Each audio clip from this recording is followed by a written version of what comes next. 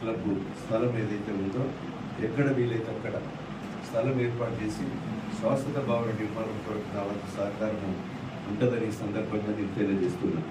అయితే సోదరులు కొంతమంది ప్రెస్సులో మనం ఈరోజు వాస్తవమైనటువంటి విషయాలను మనం వెలికి తీయాలి. ఇప్పుడు ఇండ్లు అనేది పేదోనికి మనం అవసరం. ఇళ్ల స్థలాలు కూడా పేదోళ్ళకు ఇళ్ల స్థలం లేకపోతే మనం ఇళ్ల స్థలం ఇవ్వాలి.